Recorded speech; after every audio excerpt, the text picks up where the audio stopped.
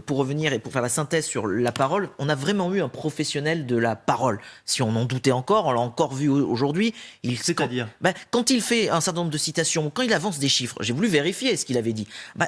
Tous les chiffres que j'ai pu vérifier, ils sont exacts dans ce qu'a cité Éric Zemmour. Souvent, vous avez des politiques qui vous avancent un chiffre ou une citation et vous êtes là, oh là là, c'était pas le bon, c'était il y a 20 ans, etc. Là, c'est vrai, sur la question du SMIC, sur la question de la natalité aussi, quand il dit que ça avait commencé à baisser, j'ai regardé, oui, à partir de 2010, 2012, ça baisse. Effectivement, on retrouve aujourd'hui des taux qui sont équivalents à ceux de 1993.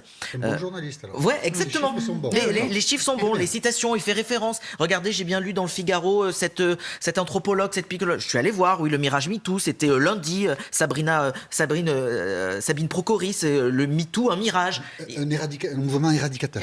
Éradicateur, il n'est pas émancipateur, mais éradicateur. Donc tout ce qu'il affirme, en fait, est vrai. C'est en ce sens-là où professionnel de la parole, ce qui était peut-être un peu plus facile avec d'autres politiques pour aller sur le terrain du combat ou de l'opposition ou de leur dire regardez ce que vous dites, c'est que souvent il y avait une approximation, on va dire, dans ce qui était dit. Pour le coup, dans cette émission-là, dans ce que j'ai relevé, je n'ai pas dit que j'ai fait à 100% vérification, mais à chaque fois que ça m'a interpellé, je suis allé voir, c'était vrai. Donc c'est en ce sens-là où il y a un professionnel de la parole. Reste à franchir le cap du professionnel de la gouvernance, j'allais dire.